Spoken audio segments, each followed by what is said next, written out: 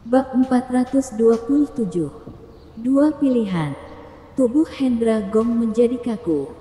Ekspresinya terlihat pucat. Teman, saya tidak berbuat apa-apa terhadapmu barusan. Jangan bilang kamu juga ingin membunuhku lo. Dari cara Louis Lu membunuh Pak Tua Weng, Hendra Gong yakin dia pasti bukanlah lawan Louis Lu. Dan jika ingin kabur dari Louis Lu juga tidak akan semudah itu. Jadi dia hanya bisa berbicara baik-baik dengannya. Benar. Lebih baik berbicara baik-baik dan menjadi orang yang beradab. Louis Lu menggoyang kepalanya, kamu memang tidak berbuat apa-apa terhadapku. Tapi kamu memiliki pemikiran seperti itu. Dan kamu telah melakukan kesalahan yang besar. Yaitu berani mendambakan kakak keduaku. Louis Lu tentu saja tahu. Jika Hendra Gong tidak melihat kekuatannya yang hebat itu, dia pasti sudah menyerangnya. Jika tidak bisa menang dalam melawannya, dia berniat untuk berbicara baik-baik. Enak saja dia. Yang paling membuat Louis Lu tidak tahan. Dari awal Hendra Gong mengincar El Shalin. Seperti yang dikatakan Pak Tua Weng, dia bukan hanya menginginkan barangnya, tetapi juga menginginkan orangnya. Ini adalah titik fatal Louis Lu. Mana mungkin dia akan membiarkan Hendra Gong kabur begitu saja. Louis Lu berkata, satu hal yang perlu kukoreksi. Aku bukanlah kultivator iblis. Hendra Gong terdiam. Bukan kultivator iblis. Dia sudah membuat Pak Tua Weng menjadi seperti itu.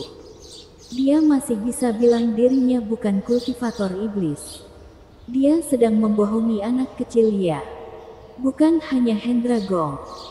Bahkan Erin Mu dan Yui Han serta yang lainnya juga tidak percaya. Mereka hanya percaya pada apa yang mereka lihat. Dari berbagai fenomena yang terjadi membuktikan Louis Lu adalah seorang kultivator iblis. Louis Lu juga tidak berdaya saat melihat mereka tidak percaya padanya. Lagi pula mau dijelaskan seperti apapun juga tidak dipercayai. Jadi dia malas untuk menjelaskannya.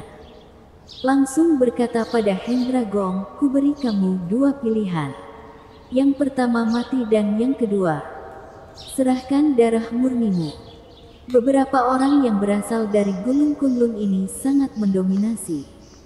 Tetapi mereka tidak tahu Louis Lu bahkan lebih mendominasi. Ekspresi semua orang berubah saat mendengar perkataan Louis Lu. Pilihan pertama tidak usah dijelaskan lagi. Mengenai pilihan kedua, mereka tentu saja memahami maksud Louis Lu. Kultivator dan pebela diri berbeda.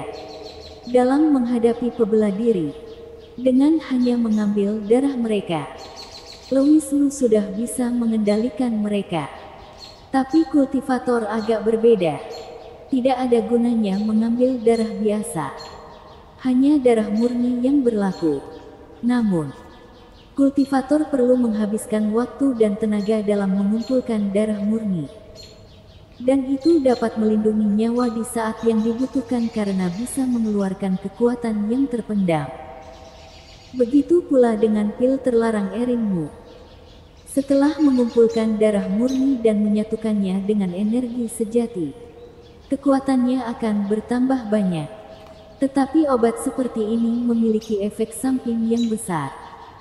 Jadi Erin Mu tidak akan memakannya jika tidak berada dalam keadaan yang sangat mendesak. Tujuan Louis Lu menyuruh Hendra Gong menyerahkan darah murninya agar dapat dengan mudah mengendalikannya. Pertama untuk memberinya sebuah pelajaran. Kedua agar dia tidak membuat masalah lagi. Ekspresi Hendra Gong sangat pucat. Tatapannya juga muram, sangat sulit untuk mendapatkan darah murni. Bahkan banyak kultivator yang tidak bisa mengumpulkannya dalam seumur hidup mereka. Sampai sekarang, saya belum mendapatkannya. Ini tentu saja adalah kebohongan. Dia mana mau menyerahkan darah murninya pada Louis Lu. Begitu dia menyerahkannya pada Louis Lu, itu berarti kelemahannya berada di tangan Louis Lu. Walau kelemahan ini tidak begitu fatal, Louis Lu bisa dengan mudah membuat kultivasi Hendra Gong berkurang banyak. Hendra Gong tentu saja tidak mau. Louis Lu tersenyum, berkata, jadi pilihanmu. Mati. Mati. Kamu sedang bercanda ya? Wajah Hendra Gong muram, menatap Louis Lu dengan ganas dan berkata, dunia akan terus berputar. Hei kultivator iblis, aku akan membalasmu di kemudian hari.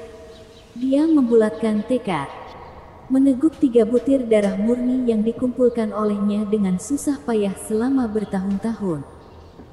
Kemudian momentumnya meningkat banyak. Tapi dia memilih untuk tidak bertarung dengan Louis Lu. Dia memilih untuk kabur, kembali ke Akademi Awan Putih untuk meminta bala bantuan. Setelah memakan darah murni itu, kecepatan Hendra Gong meningkat pesat bahkan sampai 10 kali lipat. Tubuhnya secepat kilat, namun, cus, ada cahaya merah yang muncul secara mendadak. Langsung menabrak dada Hendra Gong menyebabkan dia memuntahkan seteguk darah. Itu adalah pedang Dewa Roh Kaisar.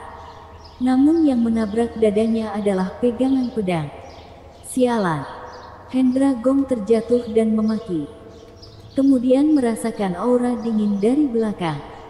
Louis Lu tiba di belakangnya. Aku menghormati keputusanmu. Terdengar suara Louis Lu.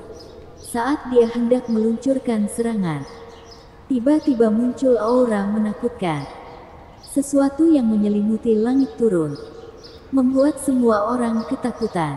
Paman Ping, selamatkan aku. Namun saat Hendra Gong merasakan aura ini, dia langsung berteriak, berusaha pergi ke arah orang itu. Louis Lu tidak mengejarnya, namun hanya menatap orang itu dengan tenang.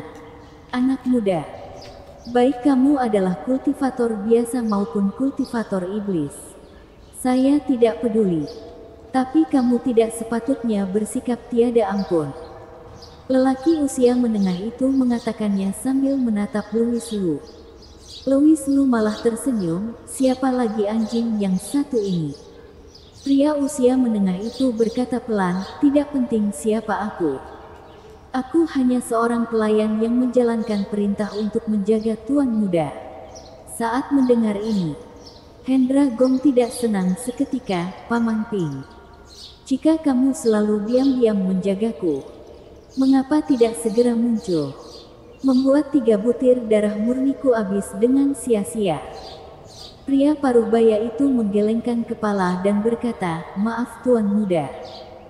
Tuan besar pernah menyampaikan, tidak boleh membuatmu terlalu bergantung pada orang lain. Sebenarnya sejak kamu pergi dari Akademi Awan Putih, saya sudah mengikutimu secara diam-diam. Jika bukan karena kultivator iblis ini membunuh tiada ampun, aku juga tidak akan mengambil tindakan. Hendra Lin sangat tidak senang, tapi hanya bisa begini. Dia berkata dengan penuh kebencian, kalau begitu jangan basa-basi lagi. Cepat tebas kultivator iblis itu. Sekarang dia sangat membenci Louis Lu. 3 butir darah murni yang berharga habis sia-sia. Dia benar-benar merasa tertekan. Sekarang hanya dengan membunuh Louis Lu, perasaan kesalnya baru bisa mereda. Pria paruh baya mengangguk dan berkata, tenang saja tuan muda. Saya tidak akan duduk diam saja. Saya akan membawakan kepala kultivator iblis itu di hadapanmu. Bersambung.